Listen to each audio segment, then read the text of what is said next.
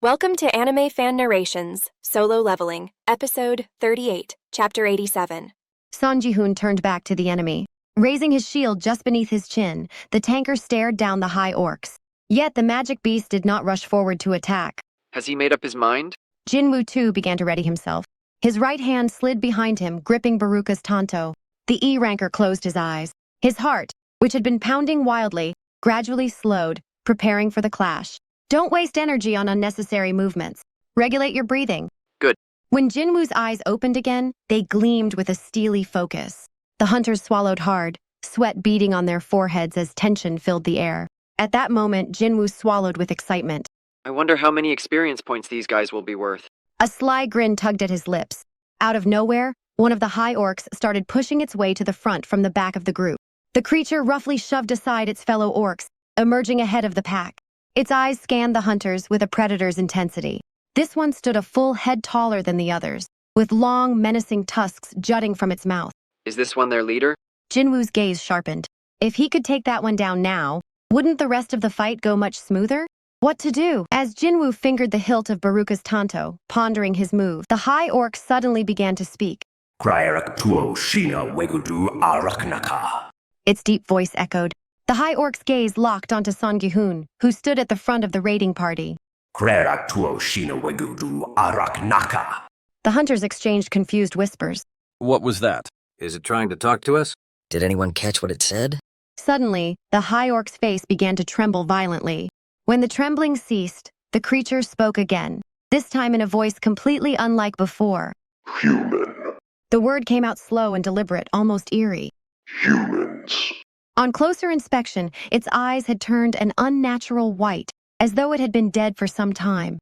What? The hunters were left stunned, as though they had just been hit. The orc was speaking in their language. How in the world does an orc know Korean? Could this be magic? Some kind of sorcery? Caught off guard by this strange turn of events, the hunters stood dumbfounded, their mouths hanging open. The high orc leader's lips moved slowly. I am Kargargan. I wish to meet with you humans. Follow this one. A magic beast wanting to converse with humans? This had never been heard of before in the history of the Gates. In this strange scenario, Gihoon and the other hunters were thrown into disarray. Hyung, you're not seriously considering trusting a monster, are you? Just ignore it. Gihoon, this is clearly a trap. If we're going to die, might as well be here.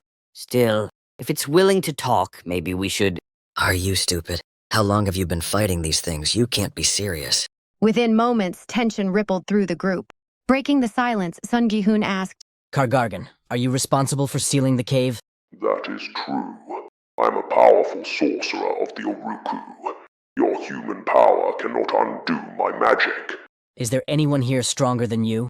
How dare you suggest anyone surpasses me? The words came out as a deafening roar, assaulting the hunters' ears. Some flinched and clutched their heads in pain, but Gihoon remained composed. His suspicion was confirmed. The entity speaking through the orc was indeed the boss of this dungeon. It couldn't leave its domain until a dungeon break occurred, so it was summoning them to its lair. I don't understand why, but... As Gihoon hesitated to respond, the high orc leader raised its massive axe high into the air. Decide. Will you die by my warriors here or follow my soldiers? We'll follow. At his decision, shock spread across the faces of the hunters. Hoon Hyung. Gihoon, see? Gihoon quieted them with a glance, focusing on the high orc's reaction. Follow, human. With those words, the high orc's eyes reverted to their usual beastly state. Its fierce gaze returned. After saying that, the group of high orc warriors, who had been brimming with aggression, collectively turned around and began retreating. The high orc leader, however, stayed behind, motioning for Gihoon to follow. We should move as well. Gihoon was the first to step forward. The rest of the hunters hesitated but eventually trailed behind him one by one. What's going through his mind? Jinwoo observed Gihoon with curiosity. Beyond the boss itself, the boss room would be crawling with even more high orcs. Naturally, their odds of survival would plummet once they entered. Jinwoo couldn't fathom what the raid leader had in mind by agreeing to follow. Is he thinking of negotiating with the boss for our lives? The likelihood of that happening seemed slim. However, this situation could actually work out well for Jinwoo.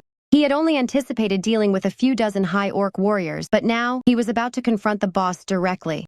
Jinwoo quietly stored his dagger in his inventory and joined the procession. Son Gihoon, having intentionally slowed his steps, came up beside Jinwoo. In a hushed tone, he addressed the porter. Hunter Nim. Yes? Jinwoo responded, still facing forward. Without turning his gaze away from the orc ahead, Son Gihoon continued. When we reach the boss, we're going to launch a surprise attack. Whether we kill it or not, the spell blocking our exit should lift. It was a logical conclusion.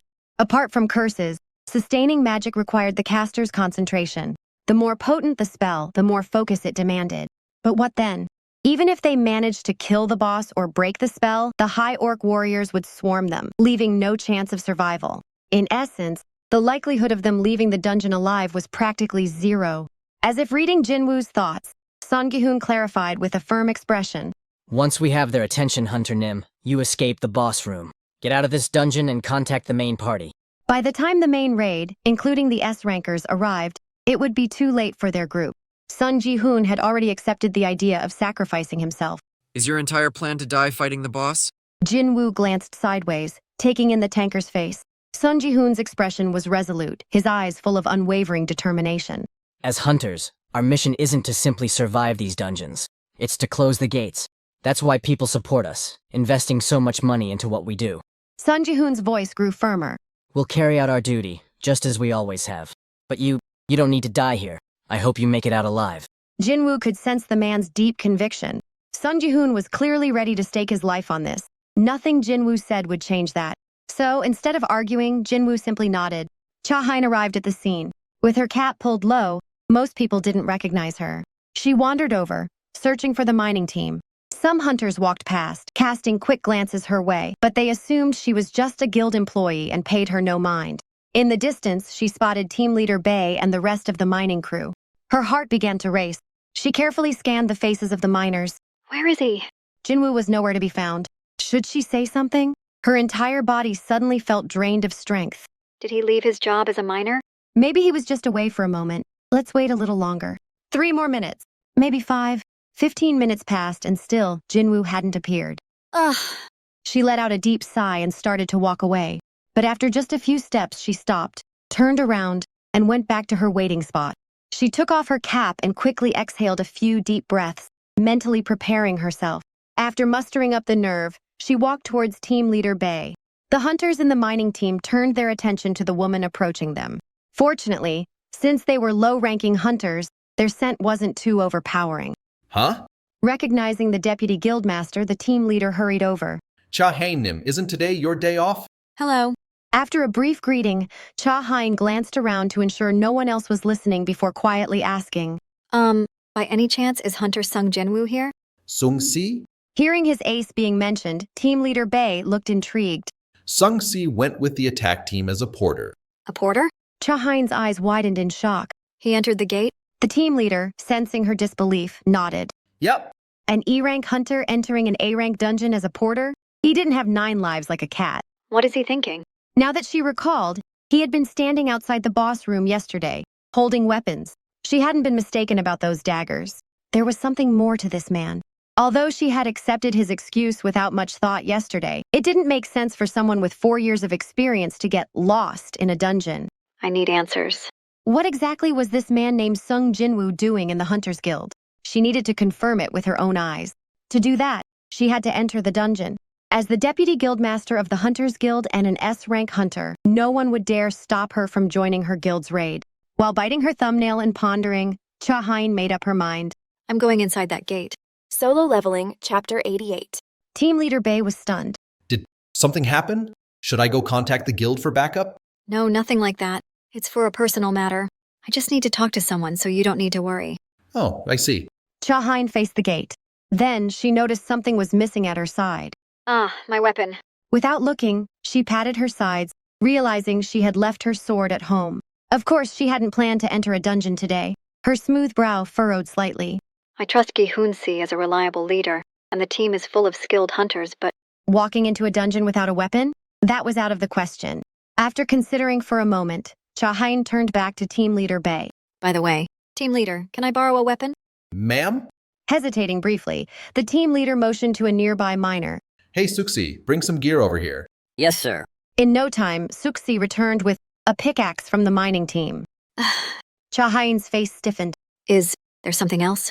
When you say something else, like a sword or maybe a spear, Deputy Guildmaster, if you're asking us for that kind of equipment, Haein let out a soft sigh.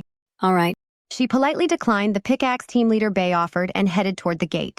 The team leader eyed her with concern and asked, Hunter Chaenim, are you sure it's wise to go in there without a weapon? Haein paused in her tracks, reconsidering. She quickly spun around and took the pickaxe from the team leader's hand. The man chuckled softly. Smart choice. Heading into a dungeon without anything in hand is risky, no matter how strong you are. Thank you. As she walked away, he didn't notice her ears turning bright red. Thanks for watching Solo Leveling on AnimeFan Narrations. If you enjoyed it, please like, subscribe, and hit the bell for updates. Share your thoughts in the comments. See you next time.